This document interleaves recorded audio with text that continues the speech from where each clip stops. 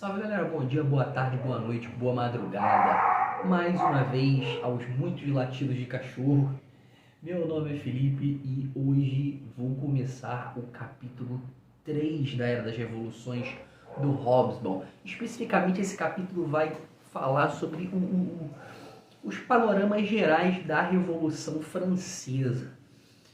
Mesmo esquema de sempre, né? Cada vídeo vai ser uma parte de um capítulo, salve a parte 1 do capítulo 3, que bastante conteúdo eu costumo dividir em mais vídeos. Eu vou dividir em 2 vídeos, né? No início e a conclusão da parte 1, depois parte 2, 3, 4 e por aí vai. Antes de começar o resumo, o ritual, aquele ritual de sempre. Tá curtindo o conteúdo? Se inscreve no canal, ativa o sininho para receber as futuras notificações. Eu tento postar continuação dos resumos sempre aqui, se não todo dia, quase todo dia, né? Do jeito que dá, eu vou levando. E, cara, vamos pro resumo então, vamos pro pau, vamos enrolar muito não, né? Todo mundo já tá careca de saber meu nome, né? Galera que acompanha todo santo vídeo, é a mesma coisa que eu falo. Então vamos lá, galera. Resumo aqui na frente, eu vou ler, eu vou comentar algumas coisas que eu achar interessante. Se você concorda comigo, pô, ótimo, cara. Quer comentar aí, tranquilão. Deixa um comentário aí pra gente poder trocar ideia. Se você tá discordando de mim, aí, pô, principalmente, cara, comenta, porque é muito importante pra galera que estuda ter pontos de vistas diferentes, poder fazer um comparativo e tudo mais e chegar às suas próprias conclusões. Simbora, galera, sem mais delongas, enrolações e guerigueres. Terceiro capítulo, a Revolução Francesa. Brevemente, as nações esclarecidas colocarão em julgamento aqueles que têm até aqui governado seus destinos. Os reis fugirão para o deserto, para os desertos, desculpa, para a companhia dos animais selvagens que a eles se assemelham. E a natureza recuperará os seus direitos. Logo aqui de cara, né, já está bem claro que os reis vão cair, e como eles dizem, não, já comecei terrível, né? Sempre começa terrível. O Hobsbawm diz: a natureza recuperará os seus direitos, né? Os reis, eles eram tidos como seres absolutos, representantes da divindade, da força superior maior para governar. Então os caras governavam de forma absoluta, mandavam e desmandavam em tudo, né? E conforme a galera foi ficando mais esclarecida, né, os ideais do iluminismo foram se espalhando, a rapaziada viu que a parada não era muito bem assim não, né? E aí, ó, brevemente vão colocar eles em julgamento e vão botar ordem na casa. Eu ia falar botar alguma parada aqui na mesa, mas não dá problema. Vão botar ordem na casa. Se a economia do mundo do século XIX foi formada principalmente sob a influência da Revolução Industrial Britânica, sua política e ideologia foram formadas fundamentalmente pela Revolução Francesa. Aqui já diz tudo, né? Na Revolução Industrial, a Inglaterra, pá, a economia, boom, mudou a forma de produção, deu muito certo e tudo mais, né? Venho falando disso até agora, né? Referente aos capítulos anteriores do livro. A parte política e ideológica foi formada pela Revolução Francesa. Por isso que dizem que a dupla revolução, que é o assunto desse livro, né, foram, né, foram, se não as mais, uma das mais importantes revoluções da história da humanidade. Mudou um panorama geral e que realmente mudou não só a Europa, como com o decorrer do tempo toda a sociedade. A Grã-Bretanha forneceu um modelo para as ferrovias e fábricas, mas foi a França que fez suas revoluções e a elas deu suas ideias, ao ponto de bandeiras tricolores de um tipo ou de outro terem se tornado um emblema de praticamente todas as nações emergentes.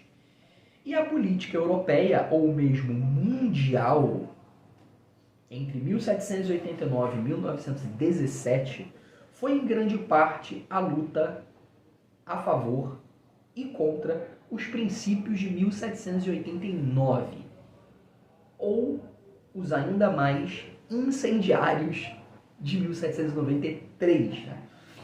Esse parágrafo aí, ele corrobora com o que eu acabei de falar, cara.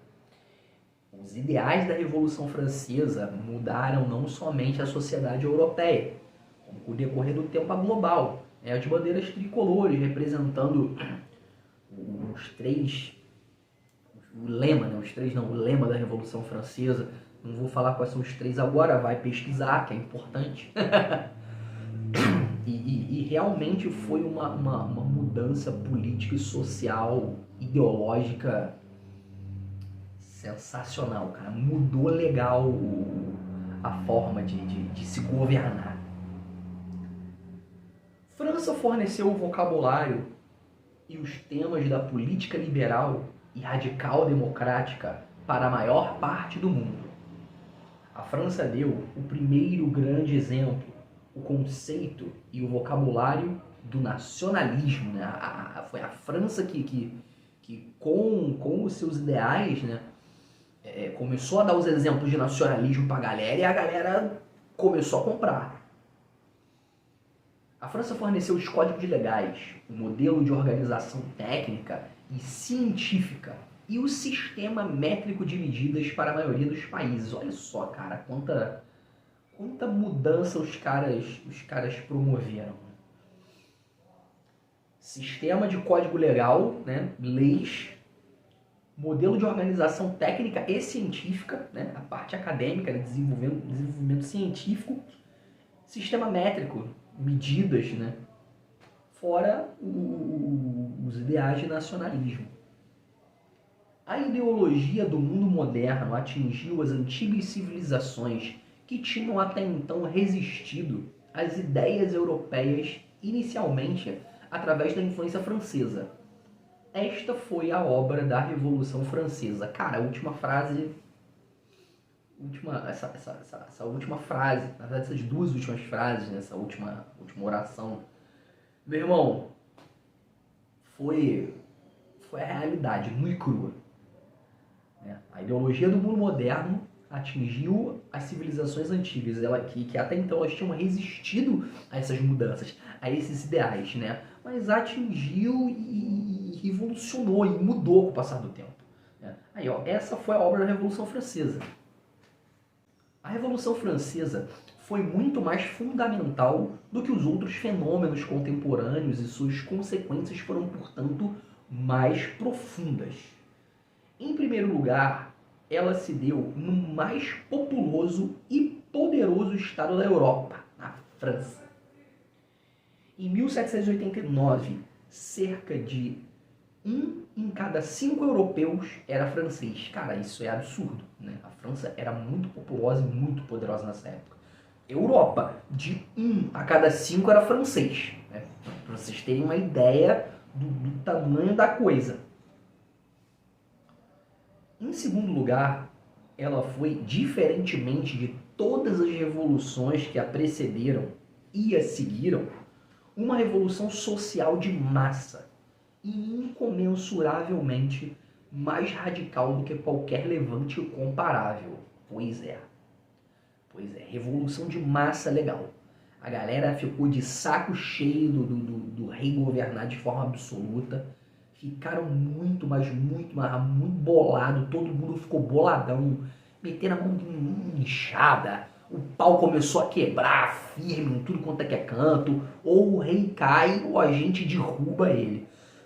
E anteriormente não tinha tido nenhum levante desse na história e que deu tanto certo a ponto de várias outras populações, vários outros povos comprarem isso. Então foi muito absurdo, cara. Foi realmente o povo tirando o rei do poder. Em terceiro lugar, entre todas as revoluções contemporâneas, a Revolução Francesa foi a única ecumênica, seus exércitos partiram para revolucionar o mundo e suas ideias de fato o revolucionaram. Eu acabei de falar. Levante popular foi absurdo. Revolta de massa firme. Os caras não se contentaram em ter resolvido aqui e começaram a disseminar as ideias, partindo para outros povos para poder destronar os reis do poder. Suas origens devem, portanto, ser procuradas não meramente em condições gerais da Europa, mas sim na situação específica da França. Para buscar as origens da Revolução Francesa, esquece a situação da Europa, né? Foca na situação específica da França. Afinal, foi lá que começou. Durante todo o século XVIII, a França foi o maior rival econômico da Grã-Bretanha. Seu comércio externo, que se multiplicou 4 vezes entre 1720 e 1780, causava ansiedade. Seu sistema colonial foi, em certas áreas, como nas Índias Ocidentais, mais dinâmico que o britânico. Mesmo assim, a França não era uma potência como a Grã-Bretanha, comercialmente não dava, cuja política externa já era substancialmente determinada pelos interesses da expansão capitalista, né? Não dava para bater de frente com a Grã-Bretanha comercialmente. Impossível. Ela era a mais poderosa e, sob vários aspectos, a mais típica das velhas e aristocráticas monarquias absolutas da Europa. Em termos de monarquia absoluta, a França era referencial na Europa, né? Então, calor do cacete aqui, eu vou suar horrores, não reparem. Em outras palavras, o conflito entre a estrutura oficial e os interesses estabelecidos do velho regime e as novas forças sociais ascendentes era mais agudo na França do que em outras partes. Cara, iluminismo. Iluminismo foi o lance, né? Foi um movimento, né, que foi responsável pela mudança. E na França, a galera, os filósofos, né, os escritores, a galera intelectual, cara, eles eram uma galera pra frente mesmo. Eles eram uma galera que estudavam os ideais, que desenvolviam os ideais, que discutiam e que viram que, meu irmão, esse era o caminho, esse era o futuro. Mas esse caminho não condiz com a forma de governo que a gente tem, né? Então, isso começou a ser disseminado. E o rei só fazendo merda, só cagando pau, direto. Chegou uma hora que não deu, né? Então, essas insatisfações, né? Esse conflito de círculos sociais, né? De classes sociais, eles começaram a se intensificar mais na França, né? Fala aqui, ó, o conflito entre a estrutura oficial e os interesses do velho regime, né? Estrutura oficial, monarquia absolutista, né? Velho regime, rei e a tropa dele. E as novas forças sociais ascendentes era mais aguda na França do que em outras partes.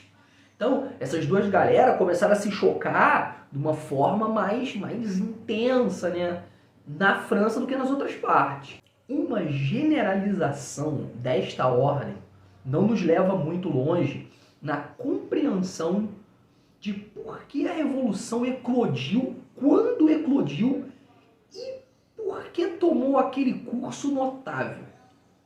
Para isso, é mais útil considerarmos a chamada reação feudal, que realmente forneceu a centelha que fez explodir o barril de pólvora da França. A galera já estava de saco cheio da forma de governo, né? Já falei isso aí acho que umas 4 vezes, né? Mas é bem isso aí. E é mais útil considerar, né, o que foi chamada de reação feudal, mais detalhes pesquisem, que foi a centelha, né? Essa reação feudal, né, foi realmente o que fez o barril de pólvora explodir. Reação feudal, né? Reação feudal, vamos pela lógica. Reação feudal, feudos, antigo regime, forma de governo, né? Reação. A galera começou a reagir. Economicamente, as preocupações dos nobres não eram absolutamente desprezíveis. Economicamente. Guerreiros e não profissionais ou empresários, os nobres eram até mesmo formalmente impedidos de exercer um ofício ou profissão, né? Vagabundos pela força maior. Brincadeira. Eles dependiam da renda de suas propriedades ou, se pertencessem à maioria privilegiada de grandes nobres ou cortesãos, de casamentos milionários, pensões, presentes ou sinecuras. Né? Que são as sinecuras? Emprego ou cargo rendoso que exige pouco trabalho da corte. Coloquei aqui bem grande, pá! Eu brinquei aqui falando que eles eram vagabundos pela força maior, impedidos de trabalhar, brincando. Mas era assim que o sistema funcionava, gente. Era assim que o sistema funcionava. Você é nobre, você tem que ser um guerreiro, um valente, né? Tinha todos aqueles protocolos de etiqueta. E os caras, eles eram altamente desencorajados ao trabalho, porque trabalho não é coisa de nobre, né? E eles dependiam muito da renda das terras deles, né? E quem estava lá ralando, o povão. Mas os gastos que exigiam o status de nobre eram grandes e cada vez maiores. E suas rendas caíam, já que eram raramente administradores inteligentes de suas fortunas. Se é que de alguma forma as conseguiam administrar. A inflação tendia a reduzir o valor de rendas fixas como aluguéis. O nobre não trabalhava, não era força de trabalho. Eles viviam das rendas das terras deles, né, do que o camponês produzia. Alugava a terra em troca de subsídio e impostos. Só que os caras gastavam pra cacete. Né? Eles gastavam mais do que eles recebiam. Então, qual era a maneira de tentar dar uma equilibrada nisso? Cobra mais do camponês, só que tudo tem um limite.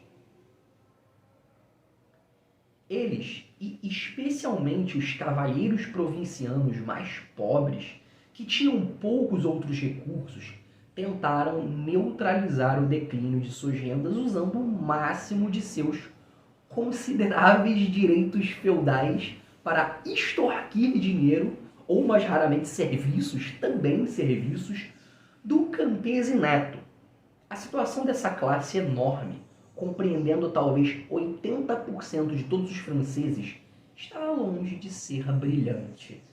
Eu acabei de falar, cara, eles tinham que dar um jeito de aumentar a renda, né? Gastavam pra caraca. Pô, a renda vem da terra, vamos explorar quem? O camponês. Eles não eram bons administradores, eles não tinham noção de como administrar a fortuna. Eu recebo, eu gasto, eu sou nobre, eu sou brabo e é isso. Opa, o dinheiro acabou. Vamos pegar mais. Vamos pegar mais de quem? Do camponês, do cara que tá ralando lá, entendeu? Só que eu falei, tudo tem um limite. Em quantidade efetiva, as propriedades nobres cobriam somente 1/5 da terra. 1/5 da terra as propriedades nobres. Na verdade, a grande maioria tinha uma quantidade insuficiente e com a deficiência aumentada pelo atraso técnico dominante. E a fome geral de terra foi intensificada pelo aumento da população. Cara, só terra. 1/5 era propriedade nobre. Tinha atraso técnico. Pô, a galera que trabalhava na terra era de forma bastante rústica, né? Pô, aumento da população aumentando. fome. Eles exploravam pra caraca o camponês. Então, ou seja, pouca terra, ferramentas bem básicas, a parada escassa, população aumentando e eles explorando. Cara, se tu for ligando os pontos, tudo tá caminhando para colisão. Os tributos feudais, os dízimos e as taxas tiravam uma grande e cada vez maior proporção da renda do camponês, pois só a minoria dos camponeses que tinham um constante excedente para vendas se beneficiava dos preços crescentes. O resto, de uma maneira ou de outra, sofria, especialmente em tempos de má colheita. Poucos camponeses conseguiam segurar um pouquinho para poder vender para mercador, para poder fazer um extra e sobreviver. A grande maioria ficava naquele ciclo de exploração. E foi o que eu falei, cara, pouca terra, né? Pô, 1/5 das terras eram nobre, cara. 1/5.